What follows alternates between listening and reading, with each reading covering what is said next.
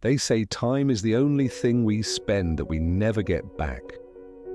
But we spend it like it's endless, chasing things that don't last, forgetting the ones that do. This is the story of a man, a mysterious gift, and the moment he finally understood what his life was worth.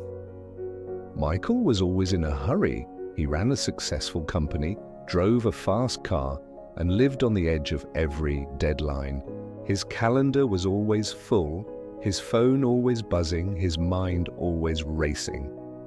He had a wife, Emma, and a young daughter, Lily, both of whom he loved deeply but rarely had time for. Every night when Lily would ask, "Daddy, can you tell me a story before bed?" he would smile and say, "Tomorrow, sweetheart. Daddy's busy tonight." Tomorrow. It became his favorite word, the one he thought he'd always have. One morning, as he was leaving for work, Lily ran up to him, clutching a tiny box wrapped in paper. "Daddy," she said, "I made this for you." Michael smiled distractedly, kissed her forehead and said, "Thank you, honey. I'll open it later, okay?" Then he rushed out the door. That later never came.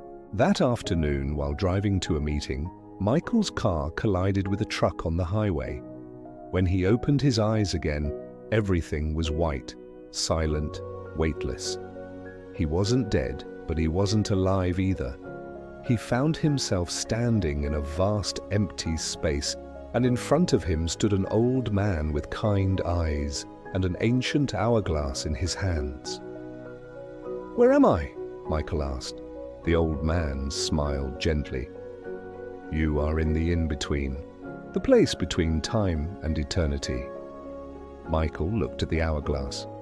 "Is that mine?" The man nodded. "This sand represents your life. Every grain a second, every second a choice." Michael watched as the last few grains trickled down. "There's not much left," he whispered. The old man nodded. "No, but I'll give you one gift. 1 hour to go back. How you use it will decide what your life truly means." Before Michael could speak, everything around him dissolved, and suddenly he was back in his living room. His phone buzzed, his laptop pinged, the same chaos everywhere. But this time, he knew he had only 1 hour left. At first, panic hit him. He thought about calling clients, writing letters, fixing old mistakes. But then he heard a soft voice. "Daddy?" He turned.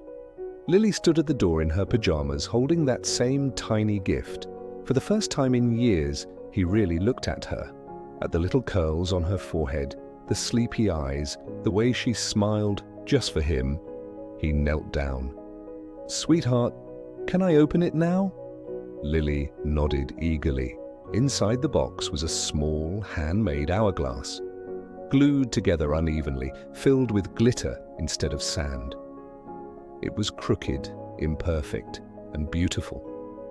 On the side, written in crayon, were the words, "So you don't forget to spend time with me." Michael's eyes filled with tears. He pulled her close, holding her like time itself could slip away any second, because now he knew it would. For the next hour, he did nothing extraordinary. He didn't check emails, he didn't plan, he just lived. Really lived. He made breakfast with Emma, danced with Lily in the kitchen, watched the sunrise through the window, and felt every heartbeat like a miracle. And when the last few minutes came, he looked at his wife and daughter and whispered, "I'm sorry for all the times I said tomorrow. I didn't know tomorrow wasn't promised." Emma, unaware of what was happening, held his hand and said softly, "It's okay. You're here now." And for the first time in his life, Michael truly was. When the last grain of sand in the cosmic hourglass fell, he closed his eyes. Not afraid, not angry, just grateful.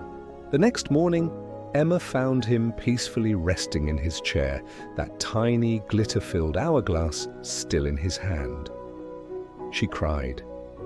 But when she looked at the gift, she smiled through the tears, because she knew he had finally learned what time really meant. From that day, Emma placed the hourglass on the mantel with a small note beside it. Don't wait for tomorrow to live today. Years later, when Lily grew up, she would tell her own children, my dad taught me the most important lesson.